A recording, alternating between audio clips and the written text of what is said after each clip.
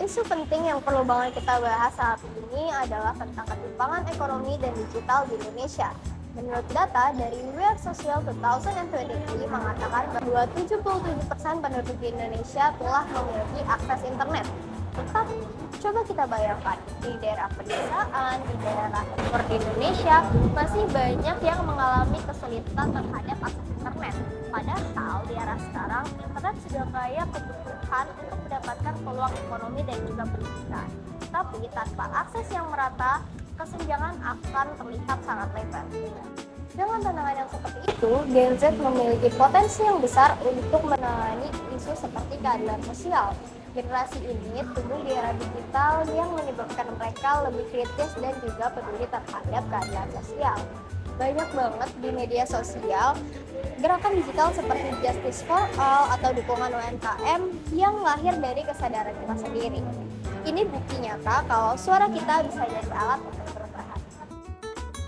Ya, saya Fajar Nur Sahid.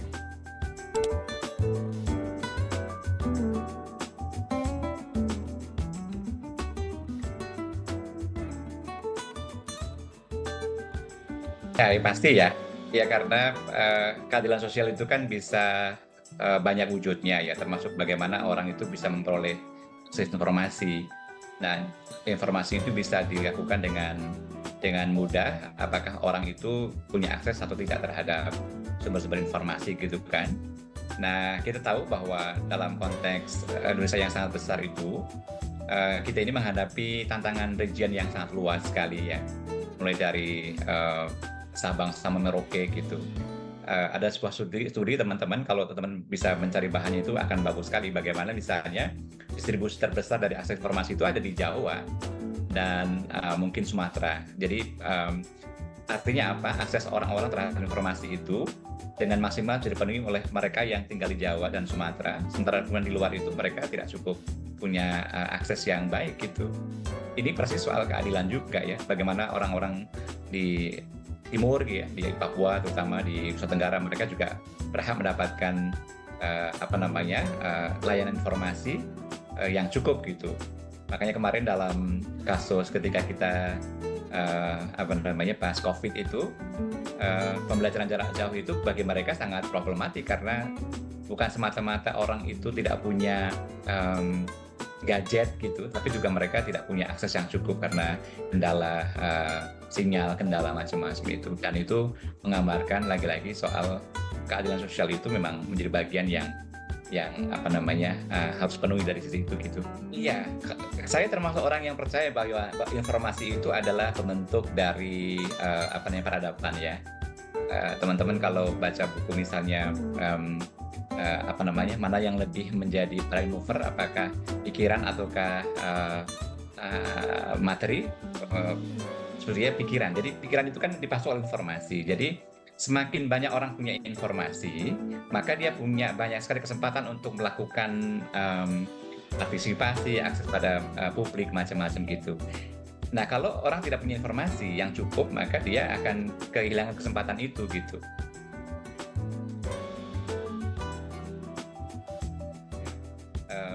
Menurut saya, Gen Z bisa menjadi bagian yang memerankan fungsi-fungsi distribusi informasi yang lebih merata. Misalnya, dia bisa bikin proyek-proyek yang semakin menggambarkan orang-orang bisa terdidik ya, atau terinformasikan dengan benar gitu. Saya kira banyak tuh proyek-proyek yang mereka dilakukan dengan menggunakan pendekatan-pendekatan gadget maupun pendekatan yang sifatnya komunitas ya. Ada teman-teman komunitas yang mereka menggunakan jejaring mereka untuk bikin perpustakaan misalnya, untuk bikin layanan-layanan yang berkaitan dengan sentra informasi gitu-gitu, menggunakan basis internet komunitas gitu kan, bagian-bagian yang saya kira Gen Z bisa lakukan dengan sangat baik ya, untuk memastikan bahwa informasi itu bisa terdistribusi dengan merata juga ke masyarakat gitu. Iya, platform digital itu satu sisi menjanjikan ya, tapi satu sisi juga dia itu bisa menjadi mode komunikasi yang sangat menantang karena tidak semua informasi yang valid itu bisa ditemukan di dalam konteks platform digital gitu. Makanya teman-teman pasti sangat tahu dengan istilah post-truth itu gitu. Nah, kaitannya dengan keadilan informasi adalah karena tidak semua informasi itu bisa diverifikasi dalam platform digital, maka hal-hal yang sifatnya kebenaran itu kadang-kadang menjadi sumber di sana. Kita nggak tahu tuh mana yang benar dan salah ketika kemudian ukurannya adalah ukuran-ukuran yang sifatnya viralitas, misalnya kan. Yang rame itu menjadi seolah dianggap kebenaran, yang banyak pendukungnya dianggap itu benar. Padahal kan sebetulnya dalam konteks keadilan, substansi itu menjadi penting gitu. Mungkin yang sedikit itu menggambarkan hal yang benar, tapi karena dia kurang punya pengaruh untuk menginfluence netizen misalnya, mereka nggak punya akses itu. Jadi menurut saya tantangannya adalah bagaimana kemudian platform digital itu bisa diimbangi dengan aspek-aspek yang sifatnya lebih verifikatif gitu. Maksudnya informasi bisa diverifikasi dengan baik, dan teman-teman Gen Z bisa memerankan itu gitu untuk menjadi bagian-bagian yang turut memvalidasi apakah isu-isu yang ada di platform digital itu bisa dibuktikan kebenarannya, tidak semata-mata pada viralitas gitu.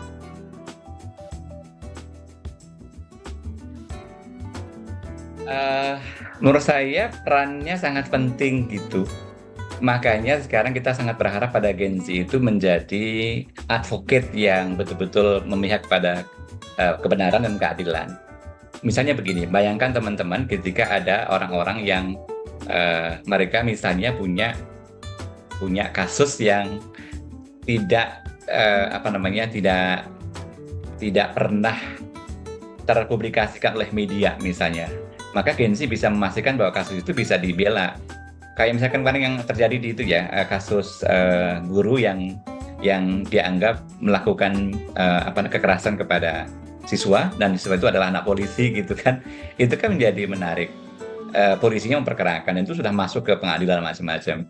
Nah, bayangkan kalau tidak ada orang-orang yang peduli terhadap itu dan memastikan bahwa konteks sebenarnya seperti apa gitu. Lah Gen Z itu bisa menggalang misalnya gerakan-gerakan yang sifatnya digital activism itu. Ini konsep ya, digital activism itu. Jadi Gen Z bisa membuat gerakan yang sifatnya digital, mengubah cara-cara gerakan sosial yang sudah mainstream yang lain gitu. Jadi teman-teman bisa menggalang misalnya gerakan empati di situ, menggalang advokasi di situ, yang basisnya adalah pemihakan kepada nilai kebenaran itu. Halo semuanya, perkenalkan nama saya Rangga Fadil.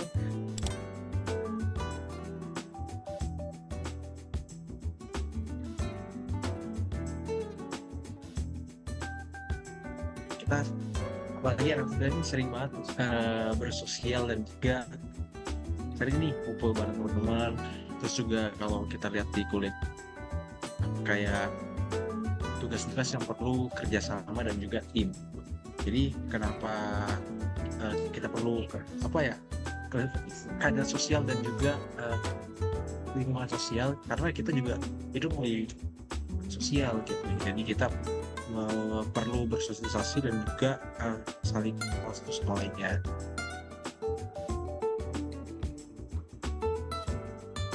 Sila kelima ini memang dari kemarin jadi isu, dan juga apalagi kemarin habis Pilpres itu isu ini sangat kencang sekali gitu. Tapi kalau kita lihat di Indonesia sekarang, keadaan sosial ini masih kurang dilaksanakan dengan tepat menurut saya sendiri, karena kan keadilan sosial ini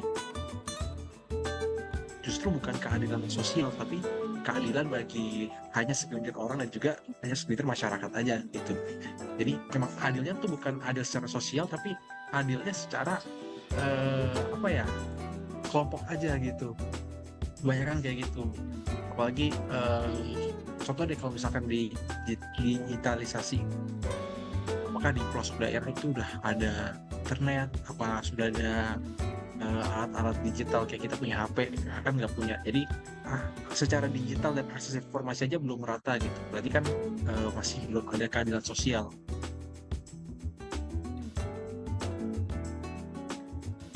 Ngomongin aku sendiri, karena kita mahasiswa juga, bagaimana menerapkan itu adalah buat kayak contoh kecil aja gitu. Mulai dari ambil sama teman-teman. Misalkan kalau kita organisasi kayak coba kita terapin kayak adil di saat kita dalam organisasi atau dalam suatu kelompok.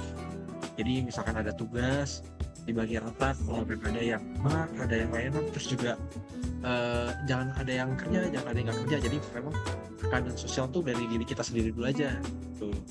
Jadi sebelum luas kita kayak lihat nih mana yang terdekat, keadaan sosial seperti apa yang ada di lingkungan kita. Nah kalau untuk diri sendiri itu saja sebagai mahasiswa kita perlu kritis ya, apalagi sekarang informasi kan mudah didapat gitu. Jadi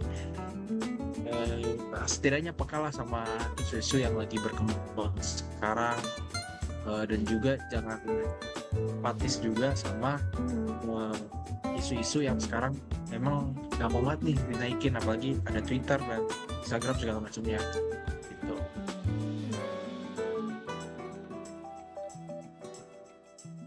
Oke, kalau mendukung keadaan sosial, mungkin secara pribadi kayak aku bilang tadi, coba kita peka sama keadilan sosial untuk orang-orang sekitar kita gitu. Dan juga kita peka terhadap keadilan sosial ini dimulai dari diri kita sendiri, aku ya. Terus juga kita juga harus aktif, apalagi sekarang isu keadilan sosial kan lagi marak nih. Boleh aja tuh kita bersuara entah di media sosial atau di Instagram, Twitter kayak gitu. Kita juga jadi jangan takut kasih pendapat dan juga jangan takut kasih suara kita, karena kan mulai dari situ bisa jadi itu adalah trigger dan juga pendapat kita tuh bisa didengar orang dan banyak yang setuju gitu. Peran media sosial terhadap isu ini menurut aku ini udah sangat bagus dan berkembang banget. Apalagi kalau di Twitter itu kan sekarang free speech banget tuh. Jadi memang ketika kita menyampaikan pendapat di sana dan banyak yang dengerin, banyak juga yang ngasih atensi, itu jadi isu yang tiba-tiba bisa direbut bareng. Padahal tadinya nih isu ini kayak ya udah sekedar lewat di media mungkin, tapi ketika dibahas di media sosial itu kayak jadi sesuatu isu yang ternyata nih penting nih untuk dibahas sama teman-teman kita kayak gitu. Terus juga media sosial ini kan luas ya, jadi ya mau ngasih pendapat tuh banyak banget dan juga latar belakangnya beda-beda. Jadi kayak ngebahas satu isu tapi tiba-tiba ada angle-angle yang berbeda, terus juga jadinya menimbulkan diskusi-diskusi yang lebih lanjut lagi gitu. Jadi sebenarnya yang kita mau A, tapi ternyata kita dapat mengungkap BCD-nya gitu. Jadi memang bisa sangat luas dan juga bagus gitu untuk kita lebih peka sama isu-isu yang ada, siapa lagi isu keadilan sosial ini gitu. Hal menarik dari wawancara tadi adalah pentingnya verifikasi informasi di media sosial. Karena seringkali berita yang viral dianggap benar, padahal belum tentu loh. Kita itu harus skeptis dan juga kritis. Sebelum membagikan informasi, kita harus cek dulu apakah informasi tersebut dapat dipertanggungjawabkan atau tidak. Ini langkah yang sederhana, namun dampaknya besar untuk membangun kesadaran bersama. Kami juga setuju tentang gerakan aktivisme digital, yang dimana generasi ini memiliki potensi yang besar untuk mengubah gerakan sosial yang tadinya turun ke jalan menjadi kampanye digital yang masif. Dengan ini, kita bisa memperjuangkan isu-isu keadilan sosial, bahkan isu-isu yang sering terabaikan. Keadilan sosial bagi seluruh rakyat Indonesia bukan hanya sekedar cita-cita, tetapi tanggung jawab untuk kita bersama. Tantangan seperti ketimpangan akses terhadap informasi dan juga digitalisasi harus dijawab dengan tindakan nyata, terutama bagi Gen Z, yang dimana Gen Z ini memiliki sikap yang adaptif dan juga kritis. Mulailah dari langkah kecil, bersikap adil di lingkungan terdekat, aktif menyuarakan isu sosial, dan memastikan informasi yang kami bagikan itu valid dan juga bermanfaat.